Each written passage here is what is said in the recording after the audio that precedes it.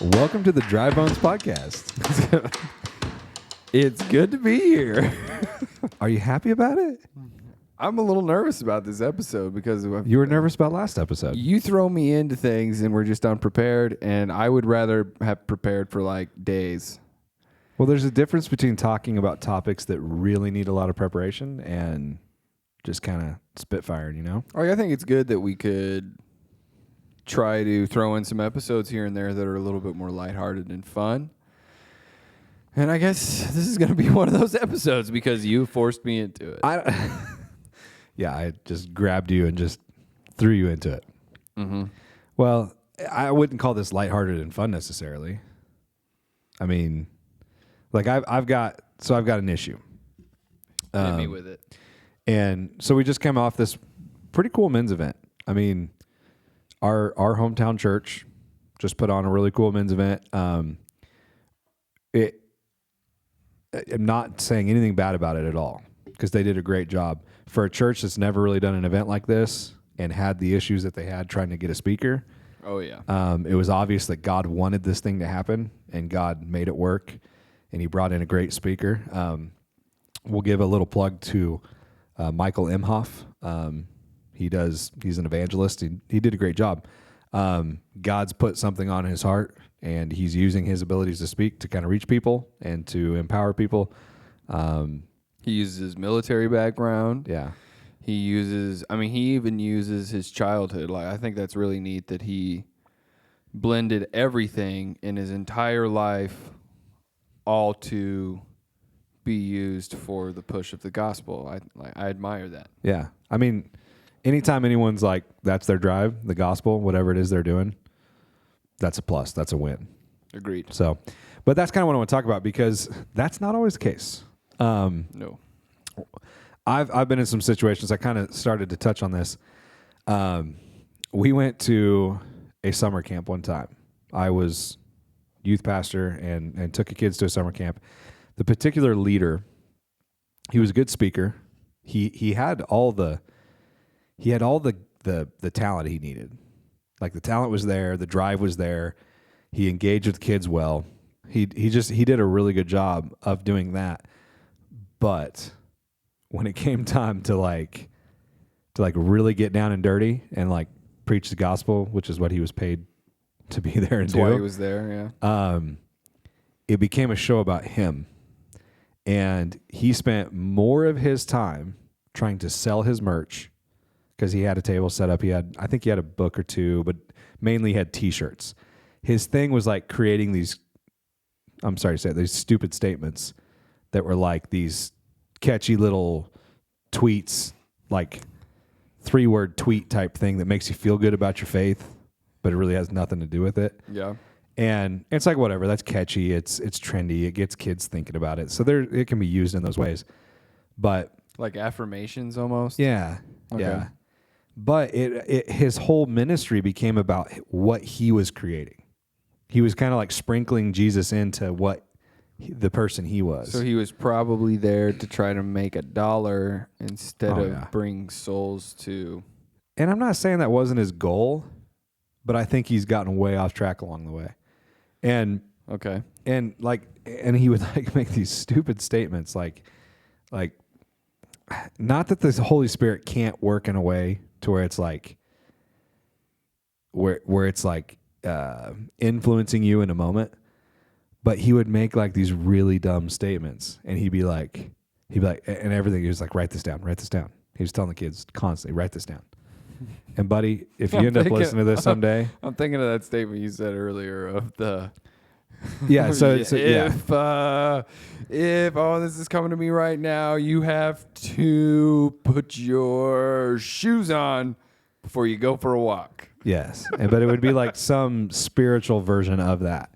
Okay. And it's like, all right, put that on a T-shirt. That'll be on the merch table tomorrow. $25. You know, like, I don't know. I have a problem with that because as a guy who has had a career in preaching and sharing Jesus, I've not gone to camps and spoke at these big events, but like it doesn't really matter what the crowd size is. Like if you're speaking for Jesus, Jesus should be the center of it. Yes. And yes, I'm blasting him. I'm kind of going after the guy here. But I think we have to be careful for that in this world. We just got to witness like a good version of a speaker, someone on fire for Jesus. Had a really cool platform and really cool like history, really unique way to deliver. I've never really heard anyone speak like it. And it was at times I was like, oh, that's really different, but it was really cool. Like, almost aggressive in a sense that I was comfortable with. Yeah, it was. But he, the dude's he was a Navy SEAL. So like, he said he was in SEAL team like 2, 3, and 5. Yeah, and then he was trained in 2 and 3 by the guy who started SEAL Team 6. That's pretty cool. Yeah, it's nuts. So that was really cool stuff. But like, I don't know, like not to get like into a talk of spiritual gifts, but like people have their talents. Yes. And real quick. Yes. So, because like I like Christian apparel or Christian branded apparel. Yeah.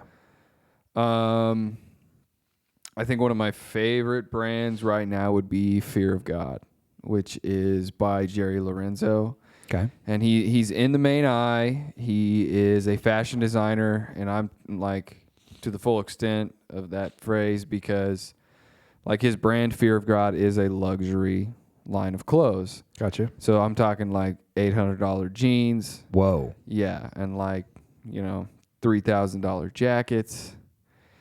And he's got his like off brands that are cheaper called essentials, which I have a lot of that stuff. And like he sells it at like PacSun, or like outlet stores like that. And I've heard some people say that his brand is literally called Fear of God. And he's designed with everybody from Nike to, now he's going to run Adidas basketball department. Like they just signed him to that. That's intense. And some people are like, you're using that to your advantage instead of promoting what Fear of God actually would be as like a healthy Christian statement. Yeah. And I think there's that fine line that he toes with existing in that world and also representing what he believes through a brand name that he believed was going to bring him conviction. Yeah. And I don't know. So when you say like, I can see where preachers or like ministers or on the road evangelists are like, buy my book, buy my t-shirt. That's how I make money. So I want to point to that while I'm also pointing to Jesus. And you can get lost in the garb of that sometimes, right? Or if you're good at what you do, like if you've got the skill and Jesus is at the center of it, like your ability should sell your product without you having to sell it. True. Because like, we want this to not be about us. Like even me and you, we want this whole thing that we're doing here. We want this to be about Jesus. We don't want it to be about us. We don't want it to necessarily be our words. We hope that there's some inspiration from God through what we do. It's very apparent, like the background work that goes into this, like the studying that we do. And now like this episode's kind of, it's not set up in the same way that they all are, but like ideas and topics and verses come to mind, and we're able to build this thing and put this together. It still takes work from us. Yes. So like, I think that lens of Christ that we've talked about comes into that. So like I've said before, I want to identify as an artist. Like, I'm not saying that I do, but like at a point in my life, I would rather identify as that than anything. And right now I identify through Christ. Yeah. And that's what I will continue to identify as. But like, I'm a Christian. You have this redeemed by grace. Yeah, but you have this ability to be able to use your talents. Like we kind of got into this discussion. So my question is, do I have an obligation as a Christian to make Christian art? No. Or do I need to just make art through my vein of Christianity? Here's the thing, and I think of bands like kind of switch, because art, music and art kind of are hand in hand with. It's all a creative process. It's either visual creativity that you're creating, or it's an audible. I about said the wrong word, or an audible creation that you're creating. And like, I think of bands like my wife and I adore, like, we love Need to Breathe. Need to Breathe is like far and away one of our like all-time favorite band. We've been to many concerts, but like Need to Breathe, Switchfoot, Reliant K, you have all these bands that they're Christian men who are coming together and doing this. Their art form is their skill set is in making music and songs and doing great performances, great concerts. They are a group of people that choose to write the music that they're passionate about. And you can be passionate about multiple things. Like Jesus does not have to be your only passion. I hope it's at the forefront of where you're. It should be at the forefront. Yeah, well, that's what I'm saying. I hope it is for you. Yes. But if you're doing what you're doing and you're either not pointing at the gospel, I think where like I don't know. That's tough. If you're a proclaimed Christian and you're going to write music about God and Christian music, like if you're going to write praise and worship songs, yeah, like well, not even praise and worship songs. Okay. Like Reliant K had a bunch of songs about Christ, but then they also had a bunch of songs about just like being a teenager. That's true. Like Sadie Hawkins Dance. Like that was played at every Christian music. It wasn't even a Christian song. In my khaki pants, nothing better. Oh, oh, oh. There you go. So you can do things. Now it's a different story if you're like, hey, I'm this band that makes Christian music. They're played on Christian radio. And then I also make this song over here that's like about like sex and drugs. I agree with that. There's a particular hard rock metal-ish band. I won't say their name, but their lead singer like quits and leaves and then comes back, and now they're no longer a Christian band and they do secular tours. And they're like, I just felt so judged by the Christian community. It was awful. Like no one was coming alongside me to help me through the problems that I was having. And I'm like, well, when you're doing cocaine in the parking lot at these Christian concerts, it's kind of hard to come alongside you, especially when there are people that are in your band that are like, you probably shouldn't be doing that. And they're like, quit judging me. Well, like, you know what you're doing is wrong. So then even when people aren't judging you or condemning you for it, you feel that condemnation because you know yourself that it's wrong. Yeah. So I think that's where that hard line is. So like I like as a painter or a sculptor or whatever the thing that I decide to make is I just try to pray about that and let my faith influence it. Now it might not have like a cross on it, or it might not have a Trinity symbol on it. But ultimately I still let my faith guide that process in which I made that. And if people are going to read my bio, obviously in my bio, I'm going to be like, I'm a man of faith. I'm a Christian. Here's why I make art. I'm trying to promote the gospel, blah, blah, blah. There it is. But then when they read like the synopsis of that piece of art, it might not necessarily say anything like that. It might, that each piece is different. So it might have something, completely random attached to it. But that, I don't think, like some people attach that to tainting your witness. And I don't think those... No. Well, and the same thing. Let me say this. I've seen your art. We've talked about I wear permanently some of your art. But like you're a great artist. Like and this is not I'm not trying to I'm not trying to promote Isaac and I'm not trying to shameless plug. But no, you're a great artist. You have incredible talent for it. You have ever since we were young. Like you've always been drawn to drawing. And you make some really cool stuff that's like clear cut what it is. You make great abstract stuff. And so like you do great work. You don't necessarily have to but you're also a solid Christian. I don't believe that every piece of artwork that you put out there has to necessarily be like a Christian piece, Absolutely. If that's your prerogative, then like go for it. Like but if you only want to make Christian pieces of art, it also shouldn't point away. It shouldn't lead astray, and it shouldn't. But that's what I'm saying. It shouldn't make people question their faith in a negative sort of way. But there's also something because our world is really bad about labels. So like you do almost get a problem when you when you label something Christian, it puts you in a box in our world. I think of rappers. And I'm talking like, when we're talking like the creative world, like I'm not saying like you as a person. No. Yourself But like Christian. this is just the first thing that pops to mind because like I've heard that argument from a lot of rappers because they're like, well, I'm a rapper that's Christian. I'm not a Christian rapper. Yeah. Because they feel that frees them up to then rap about things that aren't necessarily Christian. Yeah. And while I think that like there might be argument in that, like I feel like if you have one song that is pointing to the gospel and pointing people in the right direction and mentions those things in the lyrics or in the process, I think that then makes you a Christian rapper. Because I'm never going to say I'm an artist that's a Christian. I'm going to be like, I'm a Christian and I'm an artist. Yeah. I like, you're a Christian who does art. Let's call a spade, and let's just call yourself a Christian first, because that's what you should identify as. Yeah. I think that should be that first thing. But like, I don't know any bankers that are like, I'm a Christian banker. I'm not a banker that's Christian. That's their occupation. Yeah. So they're just like, well, I'm a Christian. And they're like, oh, well, what do you do for a living? Well, I'm a banker. Like those two things are almost separate. Am I shaking that? You're shaking it. Sorry.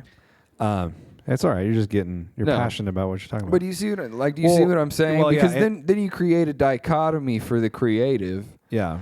Which is like, well, I have my art over here and I have my Christianity over here. And really those things should be consistently influencing each other. They should. But sometimes people would be like, well,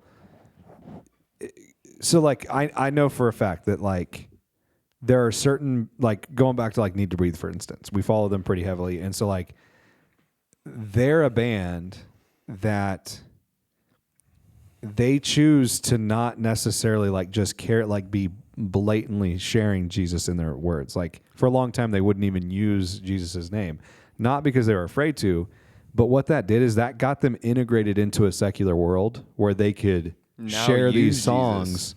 A lot of their songs were very much like, there's a lot of scriptural connotation. Like there's a lot of things that point towards Jesus. And I can remember we actually, my wife and I went out and got to see them at Red Rocks. Incredible venue. Have you been to Red Rocks? Mm-hmm. Yeah. You've seen Need to Breathe there, haven't you? No, I saw the Avett Brothers. Yeah. So, and like 3 or 4 other. I've been there 3 times. So we went out, I think it was the last time, I think it was right before COVID, the year before COVID and everything hit, but whatever that was 17 years ago. But we ran into a lady who was heavily intoxicated and the concert had not even started yet. And she saw that we were like trying to take selfies, and she's like, "Hey, I'll take your picture for you." And we're like, "Oh, okay, yeah, cool." So she's like taking pictures, and she literally tells me, and I don't remember if I was wearing a shirt or something that pointed towards it, but we're like, "Yeah, we love." And she's like, "Oh yeah, I go." She travels the country and follows them. She's kind of like I don't want to say a groupie. You all right? Yeah, keep going. But she's like, it's just funny how everybody thinks that Need to Breathe's Christian, and they're not. They're just not Christian. And I was like, I wouldn't necessarily say that's true. And she's like, well, no, that's just like, she goes, everyone wants to lump them into a Christian, and they're just not. And I was like, okay, you're drunk. I'm not going to have this conversation. I was like, you go do you. This is not an argument I need to have. Yeah, this is not an argument I needed to have. And which is funny because they're on their recent album, they're like full blown like Jesus, I need you now. Yeah, it's like they're all over it. So, but what they've done is they've integrated themselves into this secular world, and now they get to share. So like that's the thing, is like I feel like sometimes the church kind of gets that wrong. And when I say, once again, we talk about church, we're talking about global church, like they want to label it like another, like I know it's kind of weird to plug another podcast, like as we're doing a podcasting, but like you turned me on to the Southside Rabbi podcast. Absolutely. And that is done by the Christian rapper KB and his friend Amin Hudson. And you want to talk about two guys that are scripturally sound. Like, absolutely. Like their theology, like I don't know if I know anybody who's like their knowledge of their knowledge in theology is just, it's crazy. They've both been to Bible college. And then they express their love for Jesus through Christian rap. And one of the things that they've recently discussed that's an issue within that realm is that like these are guys that like want to rap about things they're passionate about. And sometimes that comes to stuff like social justice. But Absolutely. it's like if they bring up Or social justice, things as simple as loving their wife. yeah. But if they bring that stuff up, the labels are like, we can't really talk about that. Let's focus more on the Jesus beats. Mm-hmm. Like, let's just keep this about Jesus. And it's like they're lumped into this thing, and they risk Creative freedom. Well, they risk even sometimes being dropped, and not being able to like fully put out that message without maybe losing a bunch of their following because they might not get distributed the way that they should be. So it's like this crazy thing that we do, and I don't understand why that's the case. Like, you are a man who God has given awesome ability to make art. So like I say, make your art. Get it out there. Like, let people see it. Not even about selling it or living off of it, but like, you've got things in your mind, you put them on paper. I think people should be able to see that. And I think that you should be able to label that, but sometimes that creativity is just not really seen as like a valuable tool. Okay. Yes, that is true. But I think there also comes like a heavy responsibility as a Christian when you're doing those things. So I would say it was like, other than not having a clear conscience, I would say it was really easy to do stand-up comedy. I was going to bring it up, but I didn't know if you wanted me to. And not have to worry about having a filter and just letting filth fall from your mouth, because that's easy. You don't have to. You don't have to exercise self-control in any way, and that's dangerous for any art form. And God will break you for that if you want Him to. Like, if you're like, well, I also want to, come on, God, like, use me to your will, and then He does, and then He. Like, you're like, I should probably stop doing this. Yeah. So, I think that's heavy. And also because, like, right now, artists and creators, whether that's movies, music, sculpting, painting, any of that, like, they have a heavy influence in the world right now, a very, very heavy influence. They do. I mean, so much so that I'm going to say that arts, creativity, and fashion are probably some of the country's largest exports. Like, entertainment is by far one of the United States' largest exports. We bring more money in on entertainment than we do on, some basic necessities. Yeah. Like soap.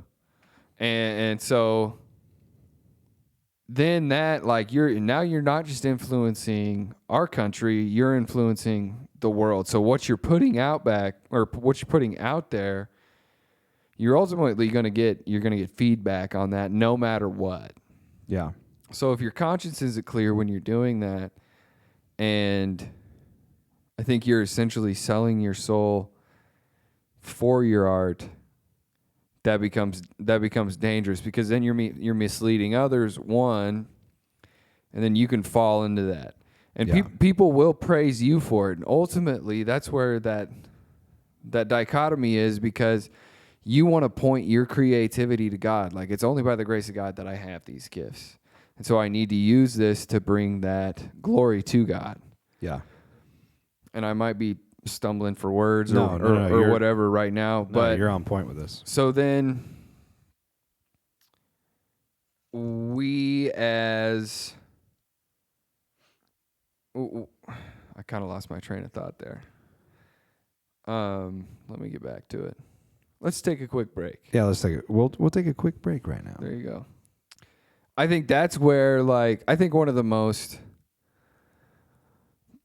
biggest travesties in the art world right now is what I would call the 27 Club. And for people that don't know what the 27 Club is, I don't know what the 27 Club is. Okay, the 27 Club is literally, I'm going to say, creative geniuses who are masters in their crafts, no matter what that is, and they literally die before or when they are 27. And there are a lot of them. Gotcha. Just off the top of my head right now, Mac Miller. Yeah.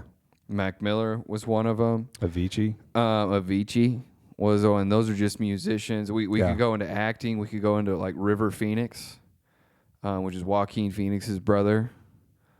We could say Brittany Murphy. Well, I mean, there's a whole list of them, and it's ultimately sad. And I've seen friends ultimately fall into that.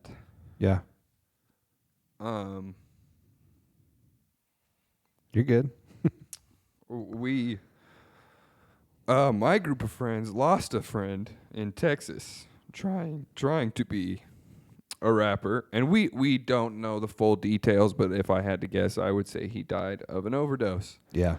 And now they want to like get on his Instagram, the people that like run his like rapper page, and they're like 27 Club. And I'm like, you're using that to promote him, and he's dead, he's gone, and that's encouraging the very thing that killed him. Well, and I think that because then he worked so hard for it that it became his identity, it became toxic, and then he had to live up to a standard that ultimately he couldn't live up to. Yeah. And it killed him. Yeah. And I think that killed a lot of those artists. Well, yeah. And so then, like, I think that's where Christians who are like, well, I want to be an artist that's a Christian, not a Christian artist. And I think you have to put Christian in front of the artist, because then you're mixing up your priorities. Yeah, that's a great point. And then you can lose yourself in that, and that's awful. And yeah.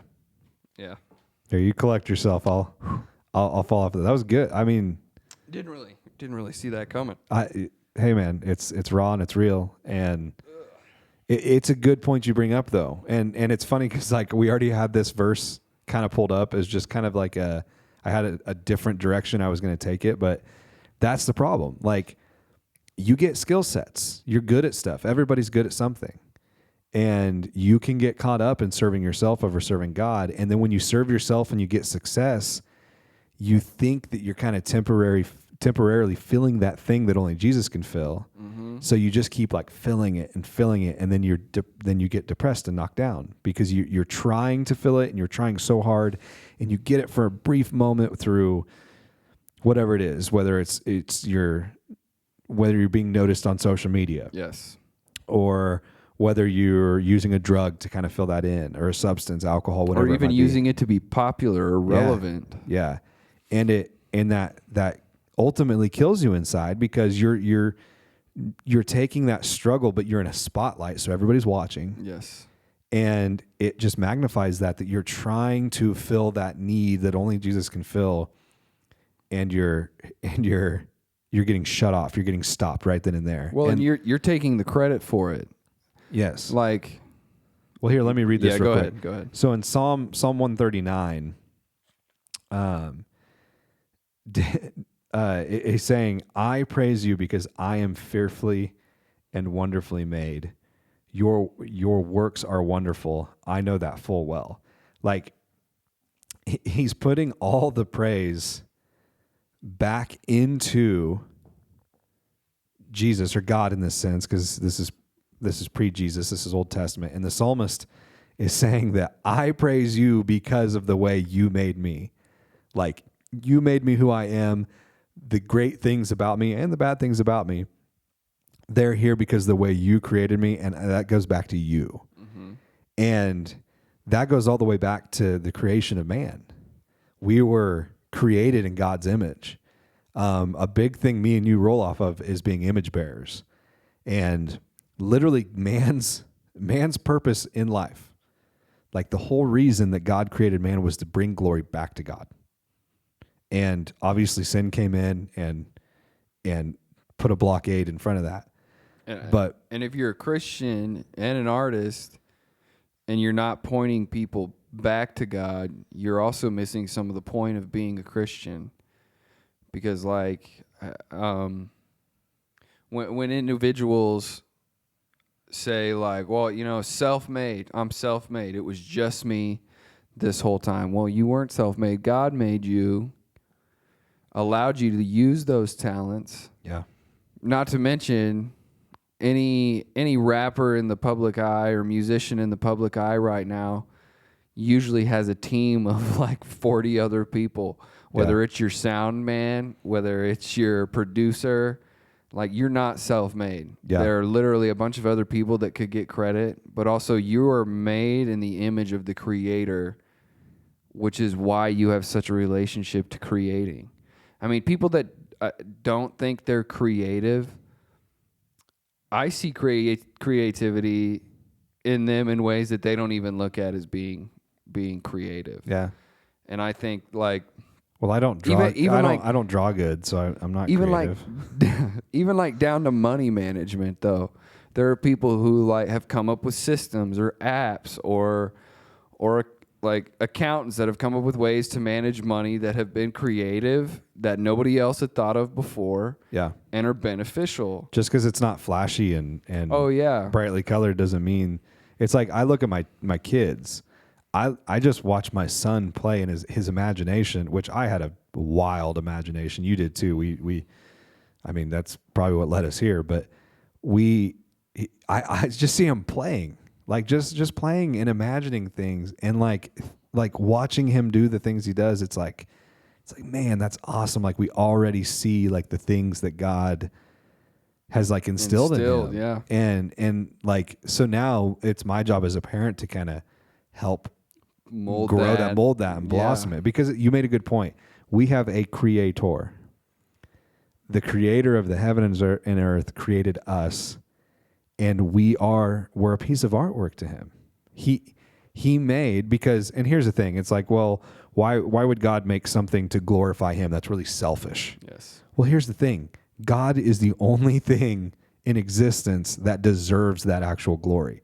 So if God is fully deserving of this glory, then his creation, he made the earth, he made the heavens, he made the mountains. Like, think of all these beautiful scenes. Whatever your favorite place on earth is, like think of that. Think of the animals and all these different things. All of those, it just wasn't quite right. It wasn't the thing that did it. And so he said, you know what? I'm going to make something in my image. And you're that. Like, yes. So if he's deserving, which he is, of all of that glory, and bringing him that recognition and giving that back to him, then we as the image bearers have that creative ability to create things and do things in such a way that bring him glory. Yeah. Like, and that is a huge honor. It's a huge responsibility, but like that is like that. I mean, I can't even describe the honor that, like, I love being a creative now. And like, I probably overthink things. I do overthink things, but even in that, he can use that sometimes, and some of my greatest creative moments come out of that. And I'm like, wow, like I'm glad I went through that hard time, because ultimately I landed here, and I can give you the good and the bad of this entire situation. And there's this beautiful thing that now I can share with other people through that. Yeah. And yeah, like that's an honor that, like, I just kind of explained, but there's so much more to unpack on that I can't even begin to unpack. Yeah, it's and I think we'll probably get into this on later dates too, like just the idea of what it means to be an image bearer of Christ. Like that has a multitude of things, because God didn't make you the way that you are. He did not give you the skill sets that he gives you just to serve yourself. And we've talked about that. He does it to glorify him, but in order, it's like some of it is just like personal glorification.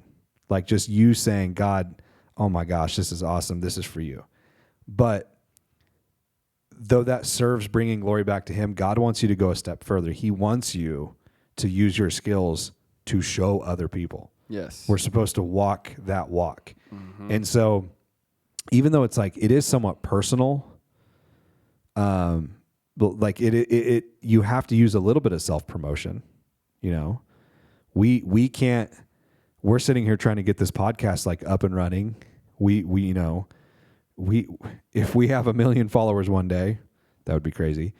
If we had 1,000 followers, like that's an awesome thing. Well, if we have 5 followers, it's an awesome thing because God's given us, like he wants us, that's an ability that he's given us, and we're trying to use that to spread to other people. And I think that can be kind of chalked up to giving the credit where the credit is due. Yeah. So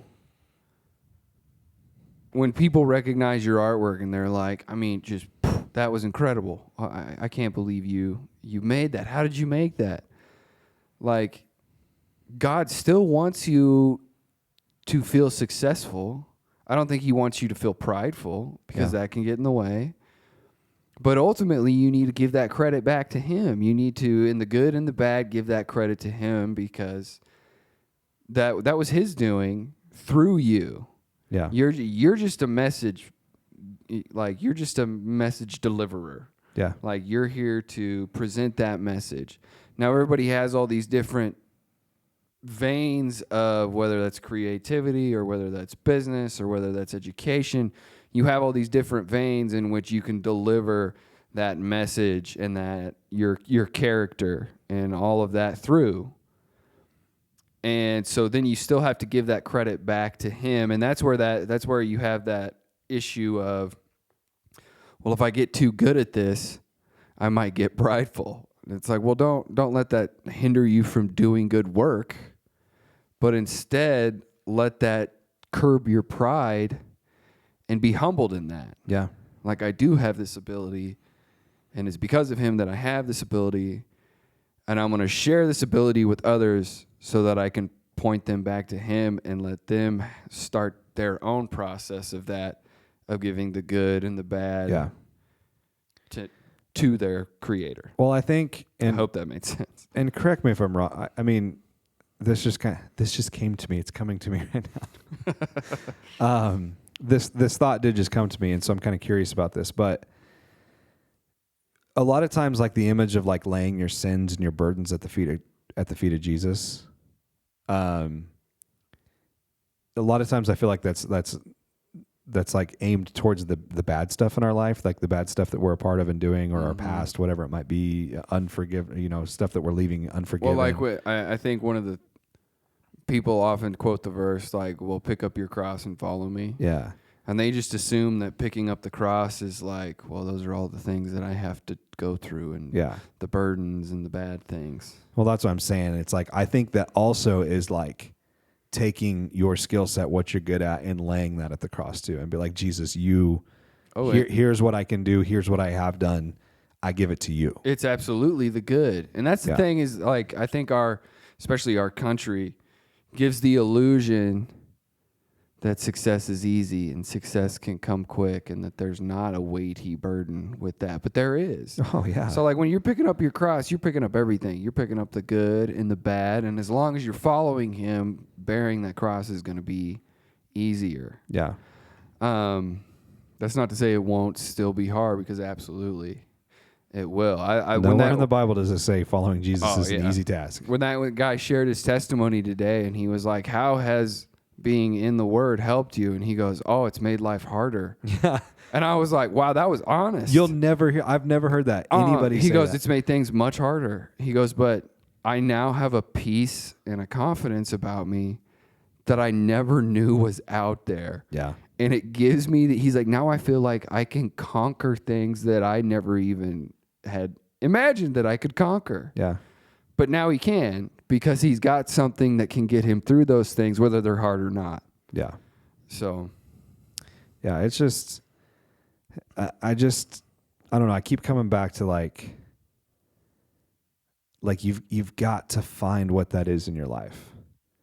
And then once you've found it, or if you already know it, like, you've got to find a way to implement. How do you use that? Like, I've always had this weird sense, and this is going to sound like really conceited in a way. I've always had this sense that I've been meant for a greater purpose. And I obviously know that I'm meant for God's purpose. But the reason I bring this up is the people close to me, I mean, you know this story well, and the people close to me know this, but for anyone who might not know me, when I was 4 years old, I was involved in a 4-wheeler wreck that should have killed me. For those of you on YouTube, I'll pull the hat off real quick. Bear with the hat hair. But I have a large scar here and a large scar on my forehead. It goes all the way back here. I, at the age of 4, was riding on a 4-wheeler with my brother. He was driving it. He was 9. Farm kids, you're like, why was a 4-year-old on a 4-wheeler? Well, we're farm kids. Yep. And we lost control on the 4-wheeler, slid into the back of a piece of farm equipment, and a 1.5 inch wide by 1/2 inch thick piece of steel just went right through my skull. Knocked a hole in my skull. The bone fragments were actually laying on my skull, or laying on my brain inside of my skull. And and the horrific scene that my mother won't even talk about anymore was that when, by the time my brother got up, he was almost unharmed. I think he had like a scratch on his leg.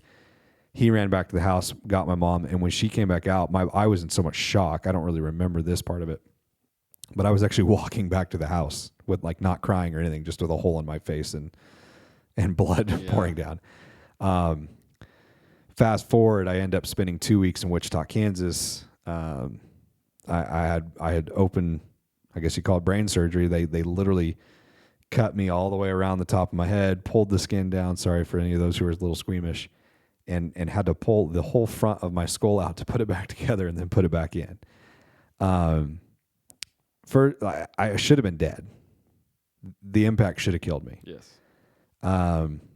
It didn't. And then the doctors are like, well, he's going to have major, major disabilities from this. Like, he's going to have a lot of cognitive issues. And then a couple of days went by and they're like, well, we don't think he's going to have the cognitive issues, but he's definitely going to have some vision issues, and he's probably going to lose his sense of smell completely because it was so close to my nose and my eyes. And then they're like, well, they go a little bit longer, and they're like, well, we think everything's going to be fine, but he might just have, and the only issues I have is my sense of smell is not that great, and I got a little scar tissue on one optic nerve, and I have a little issue with one eye. But other than the fact that I'm not that normal, I'm pretty normal. That's just personality-wise. Yeah, nobody that knows me would admit that I'm normal. But I should have been dead, or I can remember or that. a vegetable. I can remember visiting you in the hospital. Yeah, like running around in the little play school cars and the scaring the nurses with the rubber snakes. The Ronald McDonald House. Yeah. So yeah, big shout out to the Ronald McDonald House. They housed my family that whole time, and man, I was 4 years old, and so ever since that, like as I grew older, I'm like, there's got to be a purpose for me. And then I found Jesus at a young age. I walked away, came back, and like I now know, like it's so funny. We used to get in trouble for talking all the time. Yep. Teachers would like, oh, Isaac and Ethan, separate them. They got to sit on opposite ends of the room. And we probably still kept talking. God's given me ability to speak. Now he's also given me ability to be able to kind of really dive in deep and a craving to dive in deep and understand scripture. And it's like, I'm trying to do what I can. I've done some preaching. I've been employed by a church. I was a licensed pastor, and now we're trying to carry this out with the podcast. Well, and you're trying different things. Yeah. I think that's really important that people are like, I think I struggled with that. Like, well, I'm an artist and I'm going to do artsy things. Going to be an artist. Like, well, through what facet are you going to be an artist? And so for you, like you've tried public speaking, and you've tried youth ministry, and you've even done like full sermons for a church. Yeah. And so like God's not just going to lay that on your lap and make it easy for you. No. You got to go through a little trial and error to find out what that is. I mean, well, look at characters in the Bible. Like, I think that story proves itself over and over again. Well, my motivations haven't been money, because the joke I kind of say a lot is nobody gets into ministry for money. That's right. That's right. Financially, my choice to join it, to hop into a church job, was really stupid financially, but God provides, man. And we're sitting here. It's not like we're raking in even tens of dollars. We're not even raking in dollars, No. not tens of dollars. No, we've got some ads. But that we're play. having a good time. We're having a good time, and all glory of what we do goes to Jesus. Yes. Like let us say we're that pointing now. in that direction. Yes. And that's where we need to keep pointing. Yeah. Like, even if we were to, like you said earlier, gain all these followers, we still need to like be like, well, it's God. Yeah. It's a God And thing. if you're listening, God is working. if you're listening, we're so happy for that. We want you to know, like, we don't want this to be about like you just being attracted to us. I firmly believe that if you're here listening, now some people are like, oh, it's Isaac and Ethan. We got to support them. Let's listen. But I know that some of you listening right now, somehow, some way, God brought you here. Well, and not to lift up what we're saying, but we want you to hear Jesus. And exactly. And more than we want you to go tell somebody else to listen to our podcast, we want you to wrestle with these things that we have wrestled with and have brought us to this point in our own lives. Like, go, when I say go experiment, I don't mean with sinful things. I said, like, go try your hand at things that you think you might be passionate about, or you might be skilled with, or you might even be good at. So then, in being successful at something or even struggling in something, you can still give all of that to God. Well, and immerse everything that you're trying in prayer. And in the Word. And in the Word. Like, you have an instruction manual on how to do these things correctly. You can find affirmation. Absolutely. Not for everything, but everything that Jesus has called you to do, you can find affirmation in this book. Yes. And when it breaks you, don't seek out pity. Seek out the Word and what you should do next. Don't try to gain sympathy from others. I think, or bring a brother and sister in and help you along the way with that. Yes, support you. It's okay to ask for help. It's not okay just to seek pity. I think, or to quit. You said, and maybe somebody else said this, but like, when you find yourself trying to be the martyr, you're most often not the martyr. Yeah, I did say that the other day. Like, and that is like, don't go the woe is me route. Like, oh, look at me, look at what I've struggled with, and now I'm here, and in my struggle I have done this, and look how good it is. Like, I think that was a little bit of that tortured artist mentality that I was kind of talking about earlier with the 27 Club.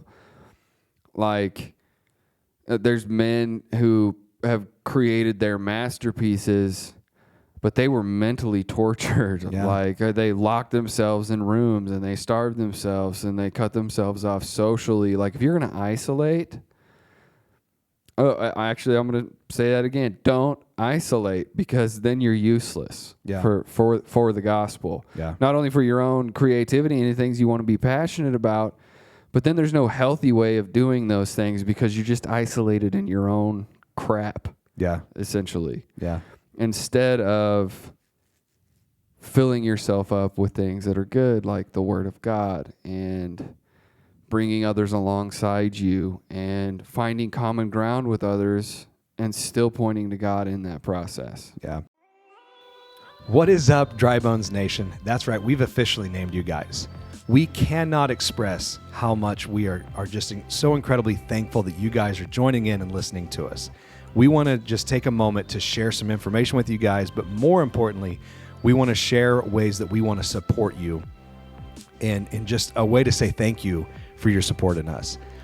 Firstly, if you just need prayer for your life, we want to be there for you. We understand that sometimes prayer is the simplest way that we can show support to somebody. So if you need prayer in your life today, please send any of your prayer requests to prayers@drybonespodcast.com. Also, if you do not own a Bible, we want to help you out. This is something near and dear to our hearts. So if you are needing a Bible of your very own, please reach out and contact us. We will get the information we need to get you your very own Bible.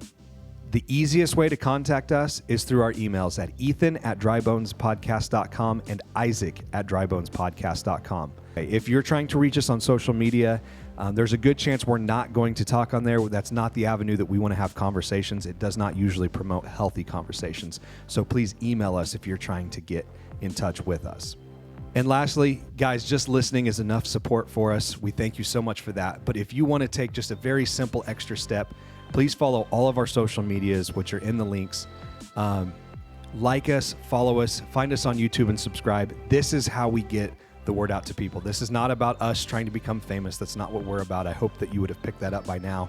We want to share Jesus and to spread this message to anybody and everybody within the church and especially outside of the church. So please like us, follow us, and subscribe on all of our social medias. We thank you guys. We love you so much. I liked what the speaker at our conference said today. And I think he said he pulled it from the military, but the 3 C's is you have character, commitment, and then calling. And we kind of debated a little bit over like which one of those we felt should go first. Yeah, we don't need to talk about that. You're right. But in a sense, like, and that's not pulled from the Bible. That's just a good like alliteration, and preaching is always good.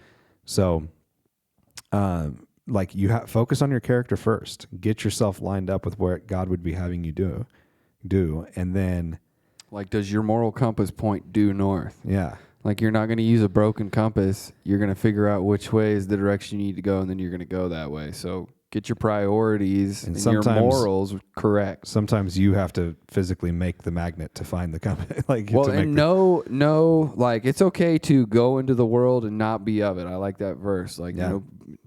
Be in the world, not of it, therefore to pull people out of it. But know what your boundaries are when you go out into the world. So, like, I think he said that verse in 1 Corinthians, like, bad company corrupts good morals. Yeah.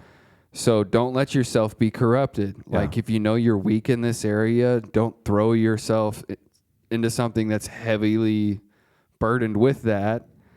Obviously, you should work on yourself before you can go out and help other people overcome that same thing that you were weak in. Yeah. I mean, that could go back to before you pull the splinter out of your friend's eye, you should pull the log out of your own eye. Like, make sure your character and your morals align first. Get your character set.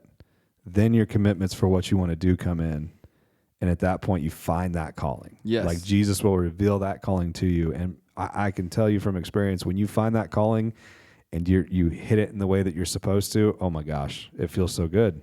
And it's not feeling good to try to make you feel good. It's just, you're doing what Jesus wants you to do, and you can't help but to be overjoyed for that. Well, and you're fulfilling your purpose to glorify God. There's other areas that you didn't even know you were going to be blessed in. Yeah. Like that end up coming into your life. Like contentment in who you are. Like I think that's one of the things that I struggled with. Like, well, I'm not as successful as I want to be in this area. And now it's like, but I am content because I have Christ. Yeah. So I know how it's going to end if it were to end tomorrow, but I can still have this ability to use these gifts that God has given me to point to his glory. Yeah. And there's contentment in that. I think that's a good way to wrap this up. This is going to be kind of a long-ish on the throne moment. I want to close up. I'm just going to read, I'm going to read all of Psalm 139 because it's if you need confidence in yourself, if you need a little boost, focus on this. And I'd encourage you. There's a Christian band called King's Kaleidoscope. They make fantastic music. You want to talk about an art form in music? These guys do crazy things, but they actually have a song called 139, and it's just their interpretation, singing and musically of this, and it's just great. But it says, "O Lord, you have searched me and you know me. You know when I sit and when I rise, you perceive my thoughts from afar. You discern my going out and my lying down. You are familiar with all my ways. Before a word is on my tongue, you know it completely, O Lord. You hem me in behind and before, and you have laid your hand upon me. Such knowledge is too wonderful for me and too lofty for me to attain. Where can I go from your spirit? Where can I flee from your presence? If I go to the heavens, you are there. If I make my bed in the depths, you are there. If I rise on the wings of the dawn, if I settle on the far side of the sea, even there your hand will guide me. Your right hand will hold me fast. If I say, surely the darkness will hide me, and the light becomes night around me. Even the darkness will not be dark to you. The night will shine like day, for darkness is as light to you. For you created my inmost being. You knit me together in my mother's womb. I praise you because I'm fearfully and wonderfully made. Your works are wonderful. I know that full well. My frame was not hidden from you when I was made in that secret place, and I was woven together in the depths of the earth. Your eyes saw my unformed body. All the days ordained for me were written in your book before one of them came to be. How precious to me are your thoughts, O God. How vast is the sum of them. Were I to count them, they would outnumber the grains of sand, and when I wake, I am still with you. If only you would slay the wicked, O God, away from me, you bloodthirsty men. They speak of you with evil intent, and your adversaries misuse your name. Do I not hate those who hate you, O Lord, and abhor those who rise up against you? I have nothing but hatred for them, and I count them my enemies. Search me, O God, know my heart. Test me, and know my anxious thoughts. See if there's any offensive way in me, and lead me in the way everlasting. It's kind of a lot wrapped up into it, but it's just this truly like poetic moment of like, this is everything you made me to be, and all that glory goes back to you.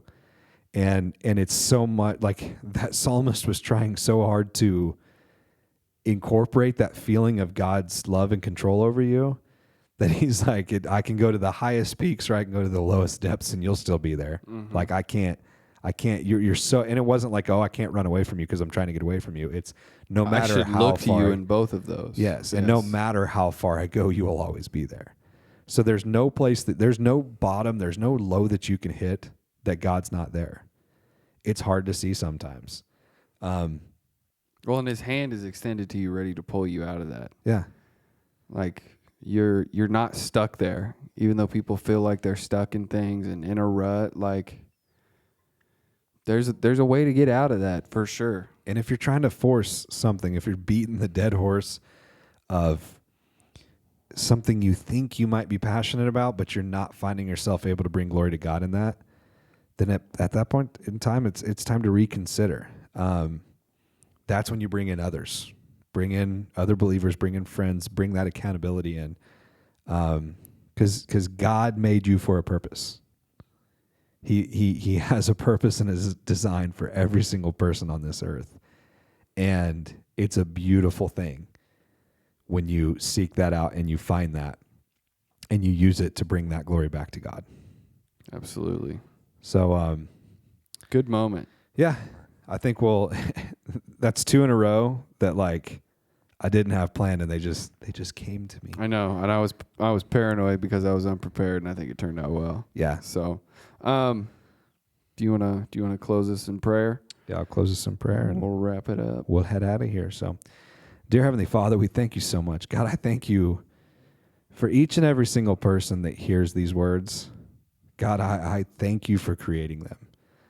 God, I know that you're always at work in their lives. I pray that they see it. I pray that they feel it. I pray that they just can sense it in every possible way that they can, that every fiber of their being screams out back to you. God, you talk about in such a personal way. You talk about how you've knitted me together. You knew me before I was even conceived. You already had your plan set for me, God. And that's so awesome for me to think about. But God, every single person on this earth has the same exact story. And so, God, I pray that you just reveal that to people. For anyone struggling with their talents and their crafts that they are able to do, God, I pray that you give them the confidence and put those people in around them to motivate them to bring glory back to you, God. God, for those struggling to find what they need to do in this life, I pray that you can just make their path clear to them, speak to them, God, because you are this amazing God that controls the entire universe. You've created everything in it that we can see and everything that we don't know anything about, and yet you still choose to personally touch our lives. You care about us and you love us and you want us to come back to you. And God, I pray that we do that. I pray that this world of people can find their way back to you, and God, that they can find their purpose so that they can bring the glory back to you. So God, I thank you so much for this opportunity, for something so simple as just speaking into a microphone. I can't even explain the joy that brings me to be able to use this as a way to point back to you and to point people towards you. So God, we thank you for this opportunity. We love you so much. We thank you for all the blessings that you give us in our lives, and we lift this up, as always, in your most holy name. Amen. Amen. Amen. Wraps up another one. We thank you guys for joining in. We'll see you next week. Wow! Come on, groove along. I said, baby, I know you're on a roll. Sweet honey, let's take it real slow.